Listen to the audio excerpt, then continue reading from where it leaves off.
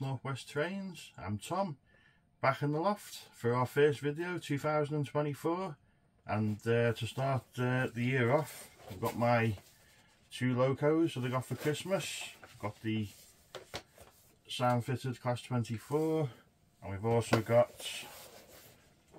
the Class 101, both Bachmann, both sound fitted. So we're going to get these out of the boxes now and see what they're like. Back in a sec. Okay, we've got our 101 on the test track. I've just renumbered it. We've got the Class 24 in the background, just having its run in. I haven't played with any of the sounds or nothing. I've literally just plonked it on the track. Speed step 10. There's done one run already. I've just ran it in reverse now. Okay, so we've got our DMU on the track. There's a dummy car here. One other thing I will say about this, it's absolutely like light as a feather. It's so light, I would question whether it's going to be any good going in reverse, but hopefully it'll be fine. Got sprung buffers, as you'd expect. Separately fitted wiper blades. You can see the destination board there. The camera wants to zoom in. That's what sort of attracted me to the model. It looked really detailed. You can see the interiors there. It's not nothing special. It's supposed to have internal lighting in this, so you need some sort of decent interior, don't you? We'll see what they're like in a minute. Again, I always go for locos now that hopefully do have internal lighting. Got the 158 in the background here. It's a Bachmann model. That's really good. It's needs something with the speaker at the minute because it's gone a bit crackly, but might be just too loud. So this is the motor car. As you see, it says sound fitted on it. Now this weighs a ton actually. There's a lot of weight, especially in this back half, the loco here. You can see where the speaker is here. And yeah, again, you can see the destination there, Perth. Just looks like, I really like the colour of it as well, the livery. You see the handles there, they're all part of the mould, but you've got like a nice bit of a thickness to them. You can see the rails here are separately fitted parts. You just see it here. So we just see now if we can get this connected up. So this is the bit I always hate. Got to get this rod into one side. It's alright to do it one way normally. It's when you come to connect up the second car that it comes a pain, so I thought I'll try and do the motor first. That is tight, isn't it? In fact, I'll put it on the track. See if we can just pull it in a little bit. Because I'm always afraid of snapping it. So I'm just doing it off camera now. Okay. Right, that's on. Hopefully, that's done it. Any arm, so we've got to try and connect it now. I think, thinking back now, I actually done this upside down on a piece of foam board, so I might do that in a sec off camera, so bear with me a sec. Okay, I've got a piece of this foam just to put it in. Like I say, it's the worst part about a Bachmann DMU. I think most firms do the same thing now as well. Just trying to push this in. Just go a little bit further. Especially it doesn't help when you got fat fingers like me either. Just need that little bit more. Probably shouldn't be doing that really, but there you go. So that's together. So obviously, if you've got a layout where you need to keep putting the locos away all the time, you know, might be somewhere thinking about. Hopefully this is going to stay on the layout once it's on, so I won't have that problem. So just move that out the way. Hopefully get this on the track now without any issues. Obviously all these extra details as well, you got to be careful and snap them off.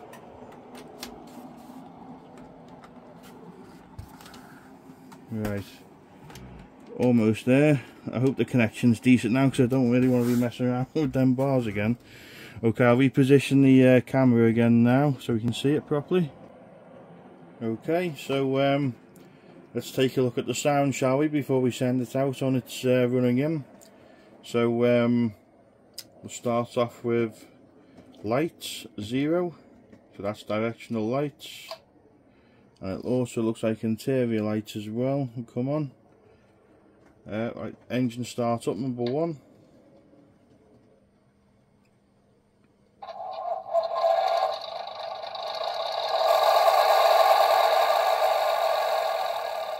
Now you could do on off, which is a failed engine start, or you could do on off on, which is a cold engine start.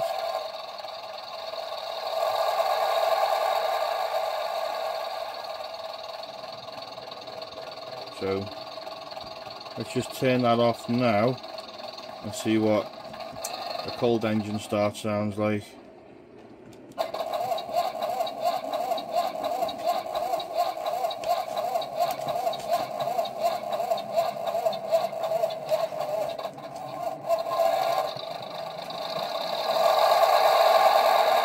It's a bit different, isn't it? Okay, so we got brake number 2,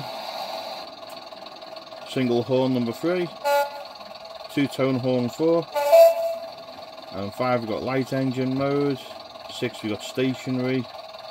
Let's try that.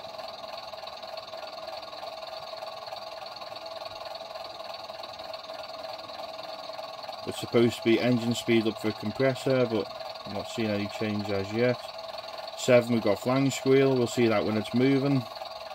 So we've got air drain down, number 9. Guard whistle 10. We've got guards double buzzer 12. I say I wasn't going to go through all of them, I was just going to see some of the ones that... So this will be handy if you're at a station. Number 15, passenger doors slamming. Does that work?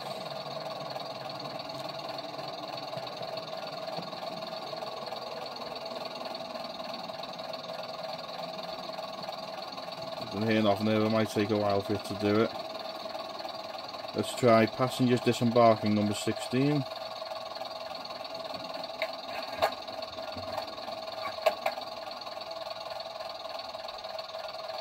Windscreen wipers is 17.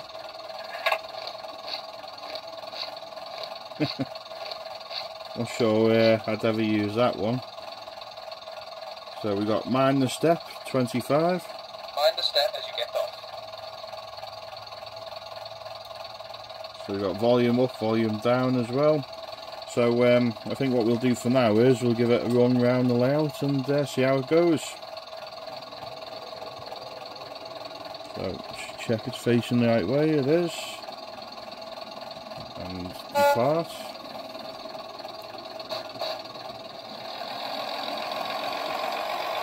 So that's a speed step 2 now. I don't expect it to be perfect till it's running. Sounds pretty good though. Speed step 3 now. I just thought I'd do the Hornby express point test. So this is running in reverse now, so you got the lighter carriage at the front, which I was a bit worried about derailing, but it seems to have managed it fine. So I'm going to use the outer track to run this loco in for now, seeing as the 24 is on the upper level. It does take a while to slow down, so I might have to change that. I prefer it working, well, I can stop them at stations a little bit quicker, because I find that with my layout, when you put the control on 0, it's already halfway around the layout again before it stops. So, well, yeah, it might just be a case of getting used to it. I've just made a mistake there now. I've just brought it back in the inner track, but that just proves that it works perfectly fine on the rubbishy Hornby express points. And usually onto a winner when they work. I suppose the next test will be the second radius curves at the one end of the heritage line, which some locos struggle on, and the second radius points, but we'll soon find out. So anyway, we're going to carry on running both locos in now.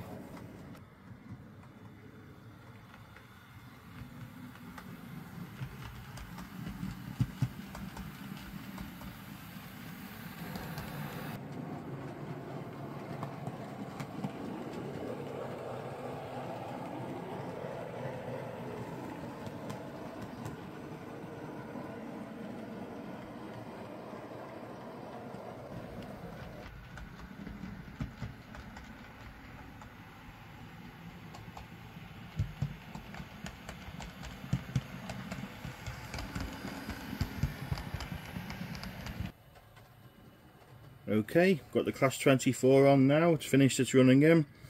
So we thought we'll go through the sounds on this one while we're waiting for the 101.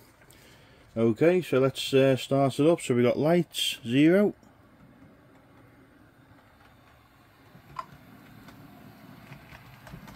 And we just change direction. There we can see them. And I think there's a cab light on this. Oh yeah, so cab light 22. I'll just change the direction again, just so right way around. Yep. 22. You can see that illuminate then, and we'll leave that on for now. So let's start her up. Number 1.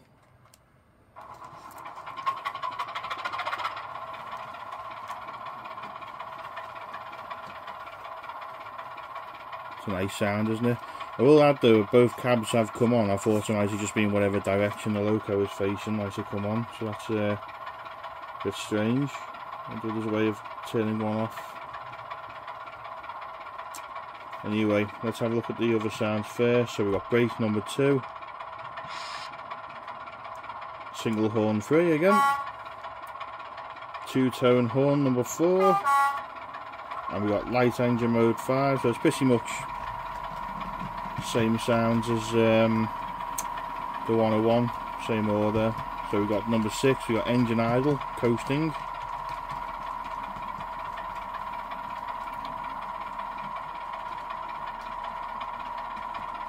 Right, so we got cold start. So let's turn the sound off again. So this time we've got to press F8 before we press F1. So let's try that now. Just wait for it to fully turn off. Okay, so number 8 and then number 1.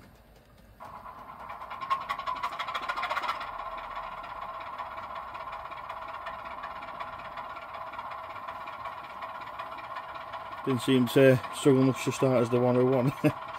Right, let's turn the cab lights back off. Okay, so say the same sort of thing again. We've got the window wipers, which I don't really see the point in.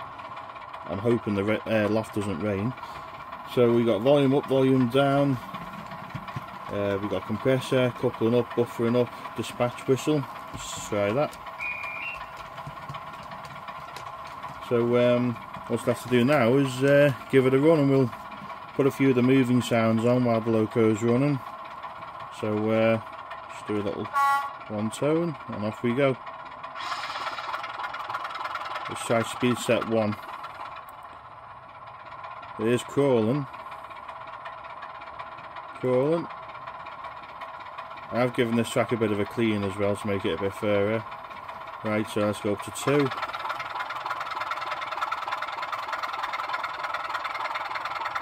Very smooth. I say, I didn't want to say before the video in case I jinxed myself, but Bachmann is my favourite manufacturer at the moment.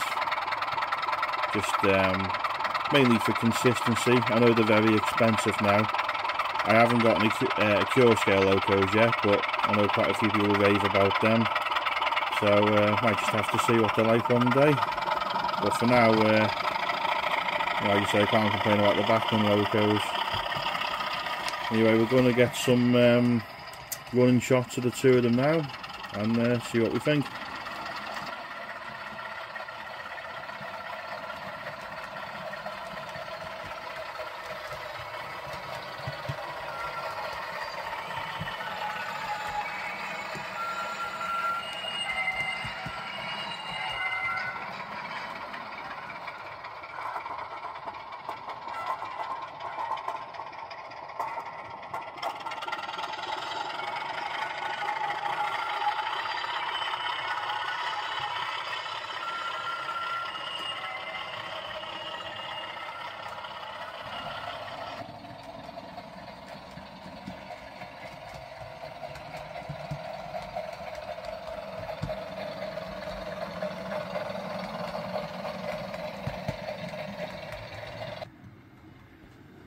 I've got the 101 coming through the tunnel now, back into the station, and coming past it now on the opposite track is one of the pacers that would have replaced it back in the day.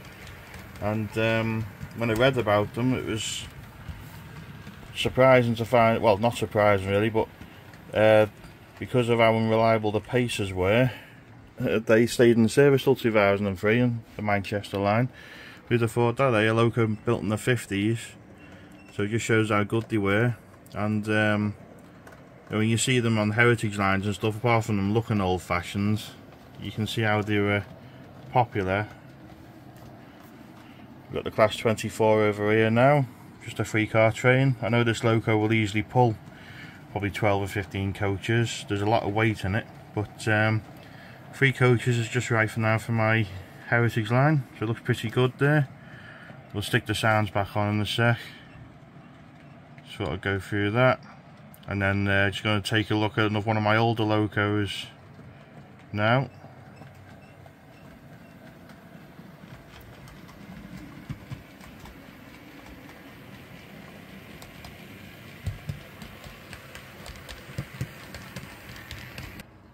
Okay, just as part of the episode really, just wanted to quickly have a look at one of my older locos. This was my very first Bachmann loco that I got back in, I think it was 2004. I got it early 2004. So part of the video is coming up to 20 years since I bought it.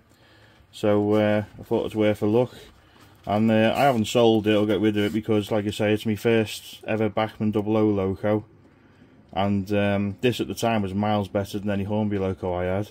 And you can see the price there, that's what I paid for it, £44.50. From, it was Transport Models, and it was in Southport. So if anyone remembers that shop, put it in the comments, let me know. Sadly it's not there anymore. Like the one in Preston went only a couple of years ago or so. Ignore the picture, so that's it there. And for the time it was very good. The only problem, well, it's not a problem, but the only disadvantage is the it had no working lights to it. But I suppose they could be fitted. It's not DC ready either, so hence why it doesn't get run on the layout. I'll have to get it out someday and give it a run. You see all its detail pack still there, but it just shows how things change in 20 years. I mean, £44.50 was quite a bit of money then, but still a lot more reasonable for a loco than it is now, I'd say. Or even with inflation over the last 20 years, it's still probably equivalent to only £100 odd, or maybe slightly less. But yeah, £44.50 for a brand new loco, and it was a top of the range loco then as well, like, in my opinion. But yeah, just thought I'd quickly show it, and you know, nice little bit of nostalgia there. So let's get back to the running session. I'm also going to test out the lights in a sec and see what it's like running in the dark.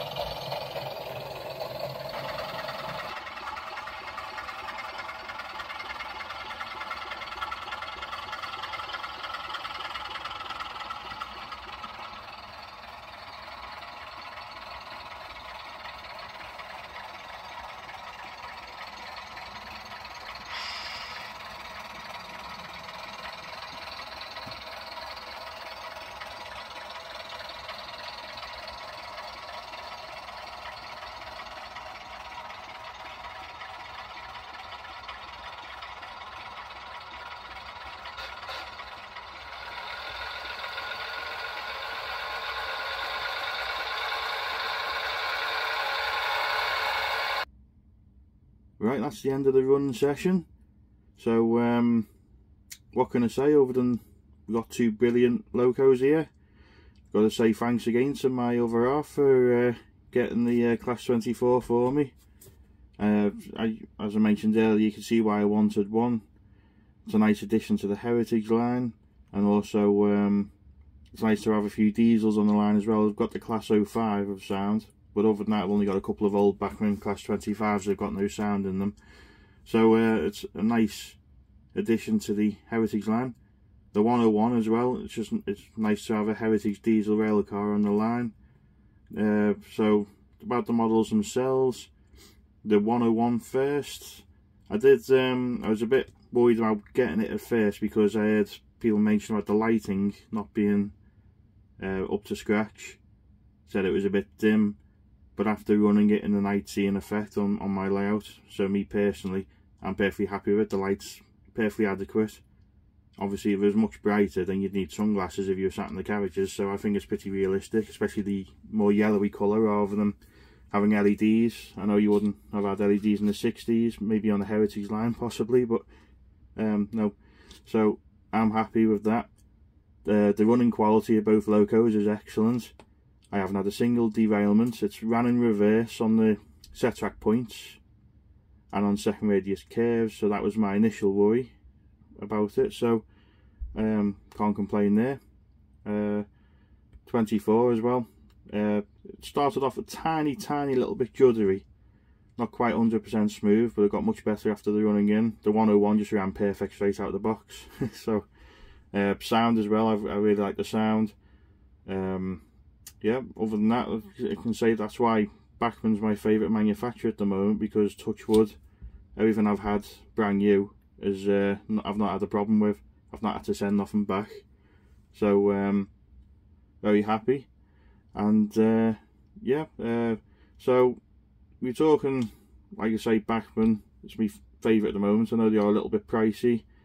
I paid, I think it was just over £260 for the 101, which in today's money is pretty good, considering I was eyeing up a 158 for £375. I'm not sure if they're still going to be anywhere near that price now. This was in the after Christmas or New Year's sale, so I got, like I say, got an extra 10% off it. But I can highly recommend it. I think these, the cheapest you can get these now is about 190ish. Again, I don't know if the sales have changed or not. That was the last time I saw it. But like I say, I think they're worth it, and I think they're worth the money. So let me know what you think, of course. Which loco do you prefer? And the next video hopefully will be a bit of a layout update, so keep an eye out for that. So that's it for this episode. So again, a happy new year to everyone. Thank you for watching. Bye for now.